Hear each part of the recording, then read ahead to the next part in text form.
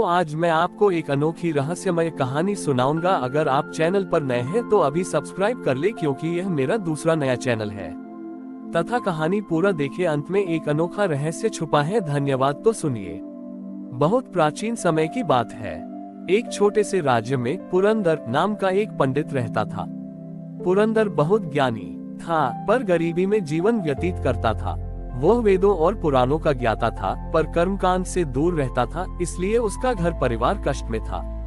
पुरंदर की पत्नी नैना अत्यंत धार्मिक और सेवाभावी स्त्री थी। वह हर वर्ष धनतेरस पर दीप जलाती थी, पर इस बार उनके पास घी और तेल खरीदने के लिए भी पैसे नहीं थे। धनतेरस का दिन आया।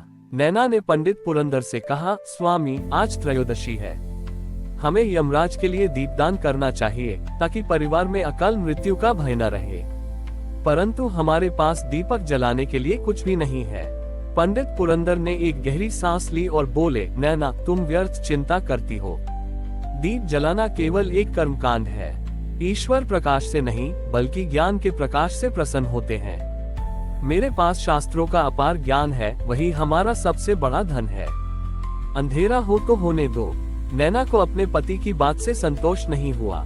उसका विश्वास था कि छोटे से छोटा कर्म भी अगर श्रद्धा से किया जाए तो वह बड़े ज्ञान से भी अधिक फल देता है। उसी समय उनके द्वार पर एक अत्यंत वृद्ध और दुर्बल व्यक्ति आया। उसके कपड़े फटे हुए थे और वह भूख से पीड़ित लग रहा था। नैना तुरंत उठ खड़ी हुई।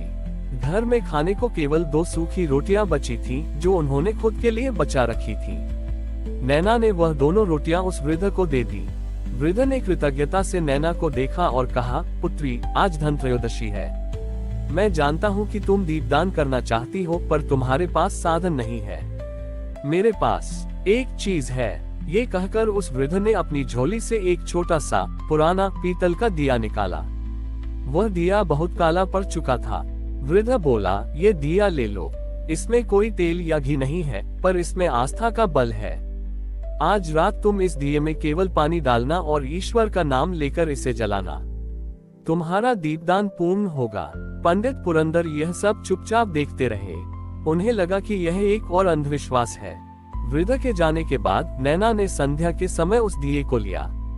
उसने उसे साफ किया, उसमें थोड़ा सा पानी डाला और पूरी श्रद्धा के साथ यमराज और भगवान धन्वंतरी का ध्यान करते हुए एक सूखी कपास की बाती लगाकर माचिस से जलाने का प्रयास कर। छोटी इलिया। पंडित पुरंदर हंसते हुए बोले, पानी से दीप कभी नहीं जलता नैना, ये सब पाखंड है। परंतु जैसे ही नैना ने माचिस की तीली बाती से छुई, एक अद्भुत चमत्कार हुआ। वह सूखी बाती पानी में डूबी होने के बावजूद तुरंत जल उठी और उस छोटे से दिए से ऐसा दिव्य प्रकाश निकला कि पूरे घर का अंधकार दूर हो गया। ये प्रकाश सोने चांदी की चमक से कहीं अधिक उज्जवल था। पंडित पुरंदर ये देखकर हतप्रभ रह गए। उन्होंने तुरंत नैना के पैरों पर गिरकर क्षमा मांगी। उन्होंने समझा कि ज्ञान का अहंकार उन्हें अंधा बना रहा था। सच्चा धन ज्ञान है, पर उस ज्ञान को श्रद्धा और कर्म के दीप से ही प्रज्वलित किया जा सकता है। उसी क्षण वह वृद्ध व्यक्ति जिसने दिया दिया था पुनः प्रकट हुए। उन्होंने मुस्कुराते हुए कहा, पंडित, आपने ज्ञान को अहंकार बना लिया था, इसलिए आपके जीवन में अंधेरा था। यह मैं स्वयं भगवान धन्वंतरी हूँ। मैंने तुम्हारी पत्नी की निस्वार्थ सेवा और सच्ची आस्था को परखा। जिस दिए में श्रद्धा और सेवा का पानी भरा हो, उसे जलाने के लिए घी या तेल की आवश्यकता नहीं होती।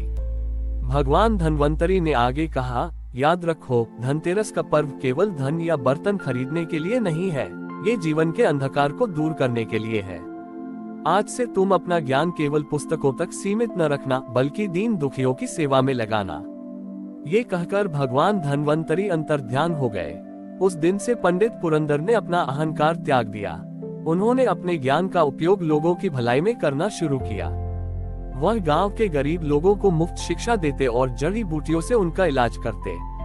नैना का सेवा भाव और पुरंदर का ज्ञान दोनों मिलकर उनके जीवन में सुख समृद्धि लाए।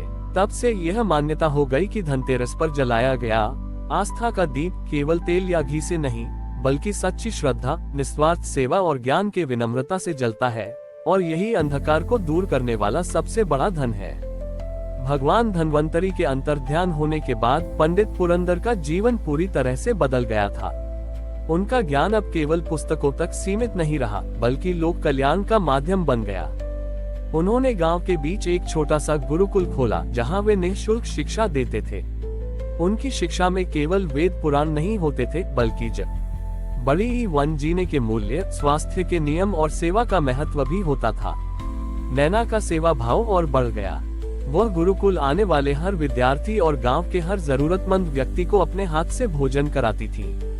उनके घर का वह पुराना पीतल का दिया, जिसमें पानी से ज्योति जल उठी थी, अब उनके घर के मंदिर में श्रद्धा का केंद्र बन गया था। ये दिया उन्हें हर पल ये याद दिलाता था कि श्रद्धा और सेवा से किया गया छोटा सा कर्म भी कितना शक्तिशाली हो सकता है। पंडित पुरंदर ने महसूस किया कि सच्चा धन केवल शिक्षा नहीं है, बल्कि आरोग्य भी है। उन्होंने धन्वंतरी भगवान के दिए हुए ज्ञान को याद किया और आयुर्वेद पर गहन अध्ययन शुरू कर दिया। उनके ज्ञान और नैना के सेवा भाव के कारण गुरुकुल एक औषधालय में भी बदल गया। एक बार पड़ोसी राज्य में एक भयंकर महामारी फैल गई। लोग डर के मारे गांव छोड़कर भागने लगे थे। बड़े बड़े वैद्य और चिकित्सक महामारी को नियंत्रित नहीं कर पा रहे थे। जब यह महामारी पंडित पुरंदर के गांव तक पहुंची, तो सब लोग भयभीत हो गए। लेकिन पंडित पुरंदर ने कहा, डरो नहीं, हमारे पास ज्ञान का प्रकाश है और आस्था का बल है। उन्होंने नैना से कहा, नैना, आज हमें अपने आस्था के दीप को एक बड़े उद्देश्य के लिए जलाना होगा। नैना ने तुरंत हाँ भर दी। पुरंदर ने गांव के लोगों को एकत्र किया। उन्होंने सबको समझाया कि कैसे साफ सफाई रखनी है और आस पास की जड़ी बूटियों का प्रयोग कैसे करना है। फिर उन्होंने उस अद्भुत पीतल के दिए को गांव के मुख्य द्वार पर रखा। नैना ने उसमें श्रद्धा के साथ जल भरा और पुरंदर ने उस जलती हुई बाती के प्रकाश में धन्वंतरी मंत्रों का जाप शुरू कर दिया। गांव के लोगों ने देखा कि जैसे ही उस दिए की दिव्य ज्योति चारों ओर फैली, महामारी का प्रभाव उनके गांव में कम होने लगा। जो लोग भयभीत थे, उन्हें उस दिए के प्रकाश में एक अजीब सी मानसिक शांति मिली। ये दिया न केवल भौतिक बीमारियों को दूर कर रहा था, बल्कि लोगों के मन के अज्ञान और अंधविश्वास के अंधकार को भी मिटा रहा था। गांव के लोगों ने पंडित पुरंदर के बताए अनुसार स्वच्छता अपनाई और साधारण जड़ी बूटियों का प्रयोग किया। जल्द ही पुरंदर का गांव महामारी से पूरी तरह सुरक्षित हो गया। आसपास के राज्यों में जब ये बात फैली, तो लोग ज्ञान और आस्था के दीप के दर्शन के लिए उनके गांव आने लगे। पंडित पुरंदर ने उन्हें बताया कि ये दिया चमत्कारी नहीं है, बल्कि यह केवल इस बात का प्रतीक है कि जब ज्ञान, पंडित पुरंदर, सेवा, नैना और श्रद्धा दिए की ज्योति एक साथ मिल जाते हैं, तो वह किसी भी बड़े संकट से मनुष्य की रक्षा कर सकते हैं। उस दिन से गांव में हर धनतेरस पर लोग अपने घरों में नए बर्तन खरीदने के साथ साथ अपने ज्ञान को दूसरों के साथ बांटने और सेवा का एक छोटा सा संकल्प लेने लगे। उन्होंने समझा कि धनतेरस का असली धन भौतिक संपत्ति नहीं है, बल्कि वह पवित्र भाव है जो हमें आरोग्य और शांति देता है, और यह भाव ही भगवान धन्वंतरी का सबसे बड़ा आशीर्वाद है। हमारी और भी आध्यात्मिक एवं अनोखी कहानियां देखने के लिए हमारे चैनल पर जाएं तथा धार्मिक एवं पौराणिक अनोखी कहानियां हमारे चैनल पर है। कृपया जाके देखें तथा हमारे चैनल को सब्सक्राइब करके रखें और वीडियो लाइक जरूर करें। धन्यवाद।